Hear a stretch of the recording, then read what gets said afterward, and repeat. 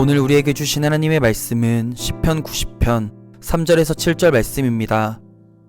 주께서 사람을 티끌로 돌아가게 하시고 말씀하시기를 너희 인생들은 돌아가라 하셨사오니 주의 목전에는 천년이 지나간 어제 같으며 밤의 한순간 같을 뿐이미니이다. 주께서 그들을 홍수처럼 쓸어 가시나이다. 그들은 잠깐 자는 것 같으며 아침에 돋는 풀 같으니이다.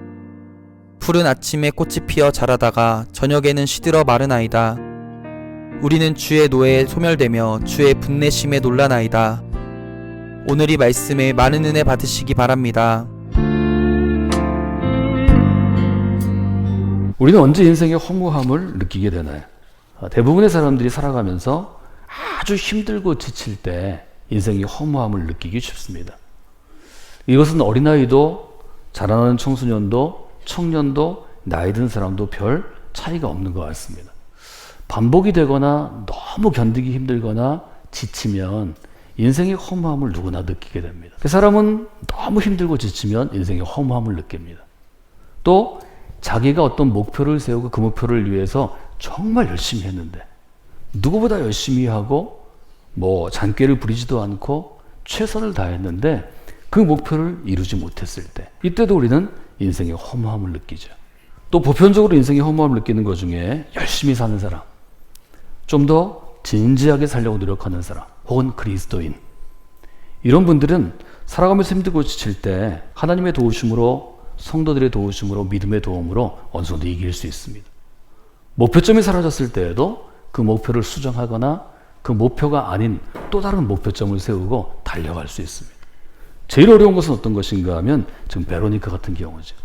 별 문제가 없는데 일도 하고 친구들도 있고 부모님도 계시고 가정에도 문제가 없는데 삶의 의미가 없어질 때입니다. 이때의 허무함은 쉽게 이기기 어려운 거죠. 시편 90편에 보면 인생에 대해서 정말 솔직하게 가감 없이 우리에게 얘기해 줍니다. 시편 90편은 인생을 뭐라고 얘기하나요?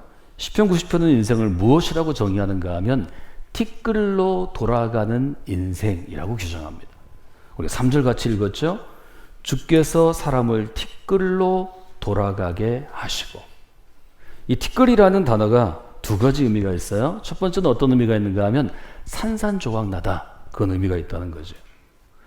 여러분 인생은 겉으로 강해 보이지만, 또 겉으로 대단해 보이지만, 겉으로 멋있어 보이는 사람이라도 어떤 인생에 충격을 받거나 공격을 받거나 도전을 받으면 송곳 같은 어떤 짧은 한순간, 짧은 한마디, 짧은 사건, 조그만 사건에도 산산조각 납니다. 잘게 부수어진다는 거죠.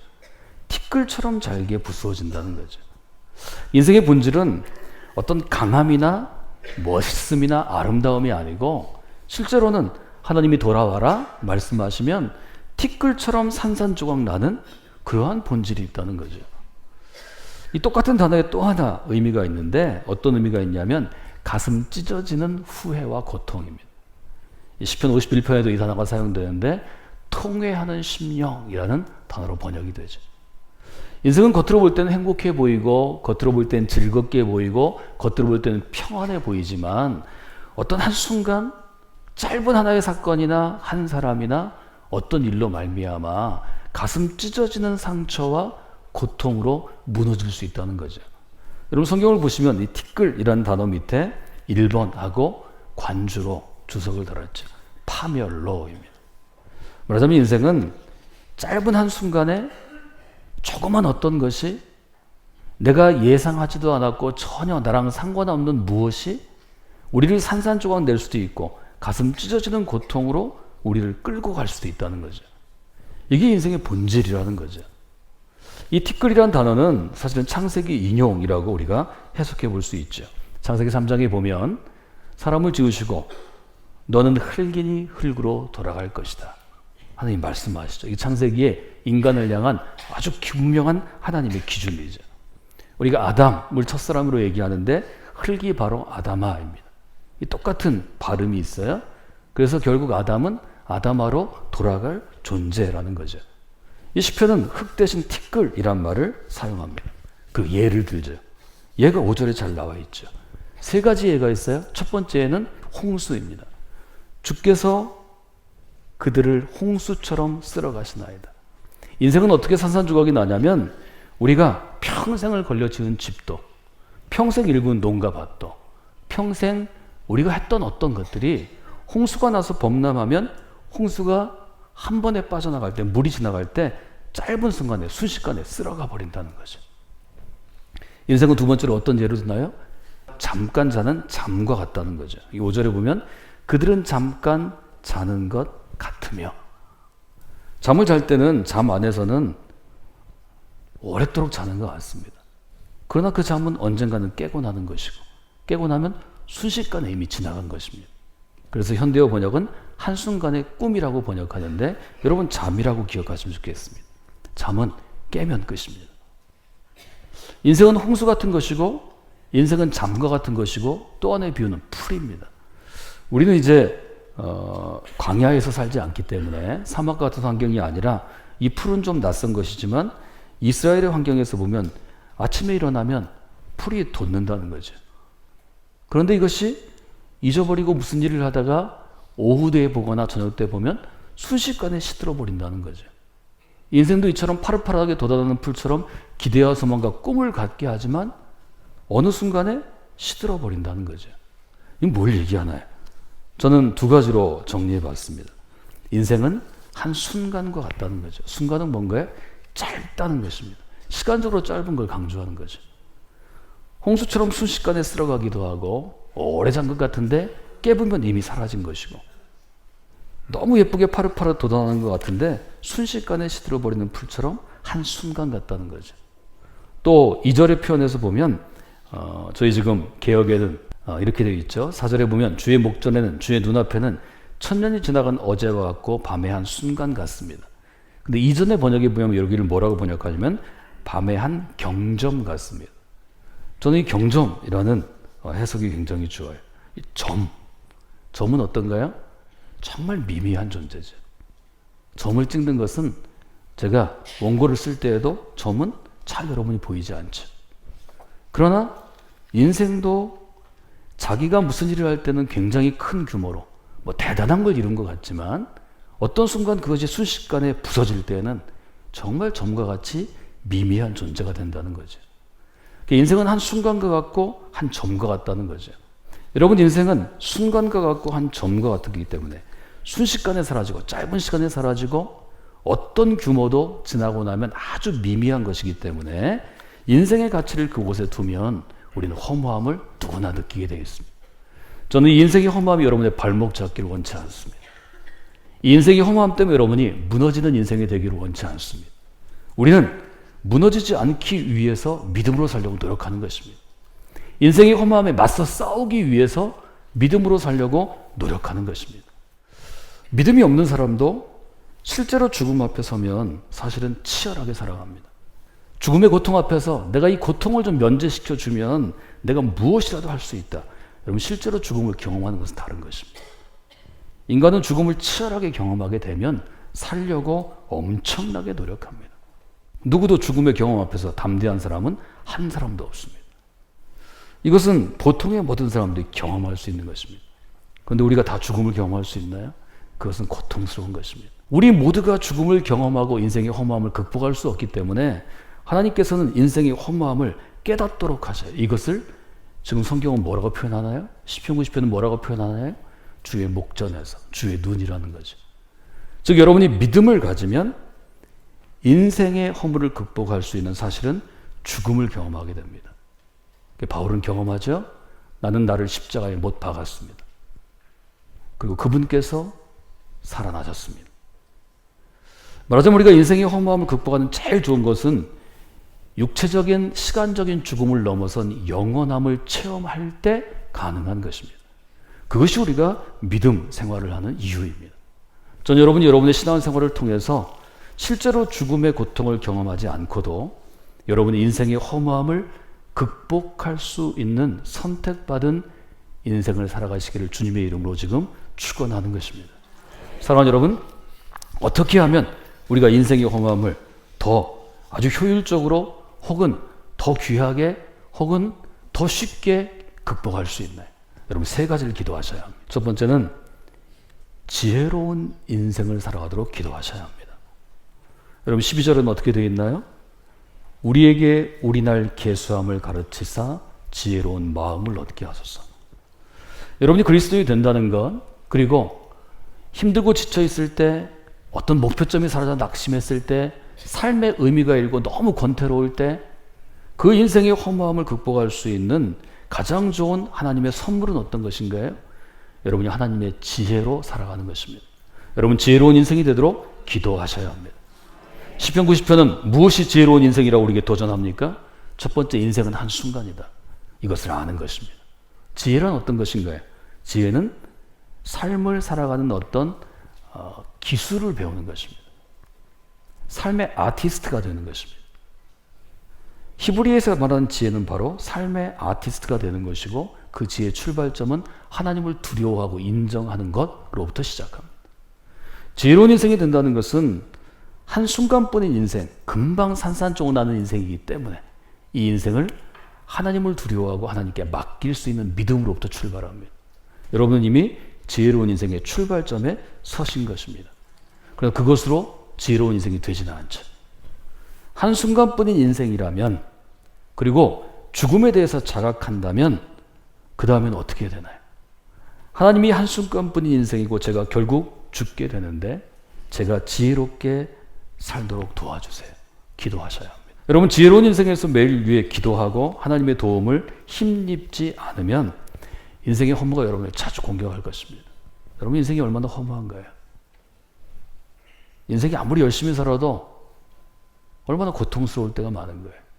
별 의미 없을 때가 많지 않은가요? 여러분의 인생을 하나님께 맡기고 너의 길을 여호와께 맡기라. 저를 의지하면 저가 인도하시리라. 저를 의지한 자에게 시온의 대로가 열리리라. 그 시온의 대로가 적어도 순간순간 보여지지 않으면 인생은 허무함을 절대로 극복할 수 없습니다. 여러분이 더 많이 배울수록, 더 많은 것들을 소유할수록, 더 많은 것들을 가질수록 인생의 허무함은 더 자주 여러분을 공격하게 될 것입니다. 그것을 이기는 방법은 하나님께서 지금 말씀하시는 지혜로운 인생이 되기 위해서 여러분이 나아가시는 것입니다. 여러분들이 지혜로운 인생으로 살아가시기를 주님의 이름으로 부탁을 드립니다. 두 번째 시편 90편은 어떤 인생이 되라고 얘기하나요? 우리가 인생의 허무함을 극복하는 인생이 되기 위해서는 우리는 자족하는 인생을 살아가야 합니다. 14절에 어떻게 되어 있나요? 아침에 주의 인자로 우리를 만족해 하사. 인생의 허무함이 여러분을 공격하지 못하도록 하려면 아침에 눈을 떴을 때 여러분의 마음 가운데 만족하는 하루가 시작돼야 합니다. 여러분 정말 그렇게 하시나요? 쉬운 일이 아닙니다. 하루를 시작할 때 하루를 시작하면서 하나님 지금 주의 인자하심으로 저는 만족한 삶을 시작합니다. 여러분 이렇게 고백하는 분들이 되시기를 주님의 이름으로 축원해 드립니다. 이것은 곧 아침마다 새로운 인생입니다. 이 인생을 여러분이 배우시면 사실은 모든 그리스도인에게 허락하신 이 인생을 선물로 받으시고 실제로 살아가시면 인생의 허무함을 오늘도 이길 수 있습니다. 인간은 언제 만족하나요? 채워질 때 만족합니다.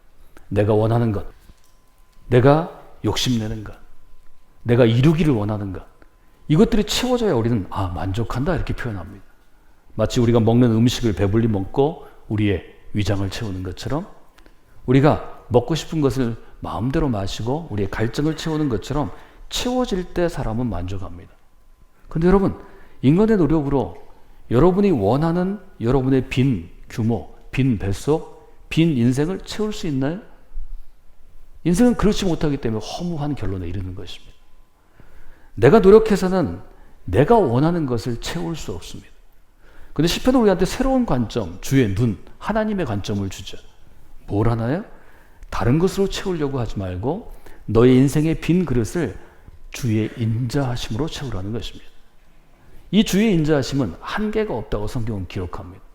이 인자하다라는 단어는 곧 우리가 주의 사랑, 주의 은혜 다양하게 번역하죠.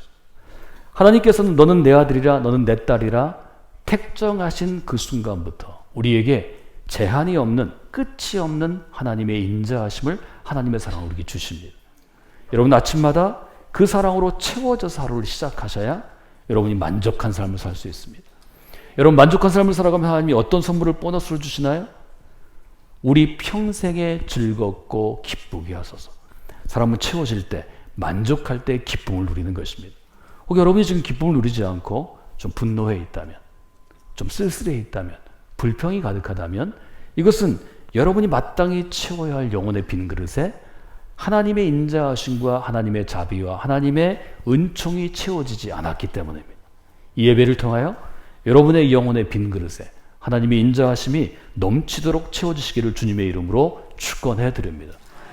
이것이 예배의 중요성입니다. 그래서 우리는 매주일 예배하지 아니하면 절대로 만족한 인생이 될 수 없습니다. 세 번째는 더 중요한 것입니다. 쉽게 흔들리는 것이 인생입니다. 우리는 세상의 유행, 세상의 풍조에 흔들립니다. 우리는 주변의 유혹에도 자주 흔들립니다. 더 많이 흔들리는 건 내 자신의 욕심이죠. 내 안에 있는 욕심 때문에 우리가 얼마나 많이 흔들립니까? 그때마다 기도하셔야 합니다.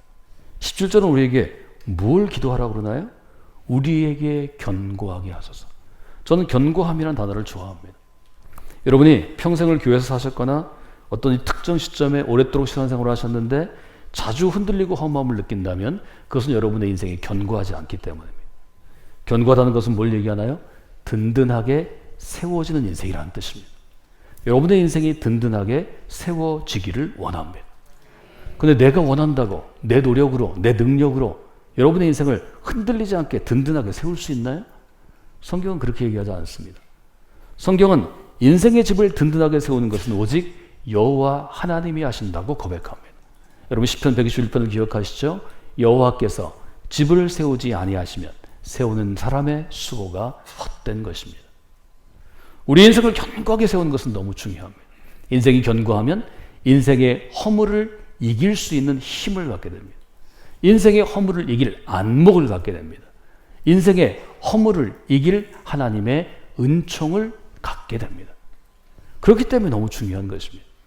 여러분 오늘부터 인생의 허물을 극복하는 여러분의 내적인 믿음의 근육을 좀 기르시면 어떨까요?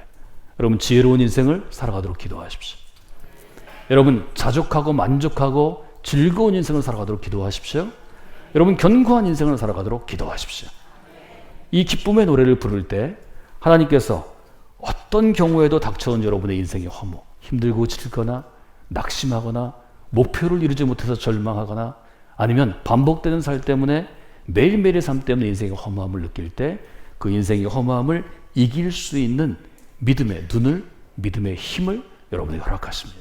이 시편 90편으로 인생의 허무함을 극복하고 승리하시는 믿음의 사람들이 되시기를 주님의 이름으로 축원해 드립니다.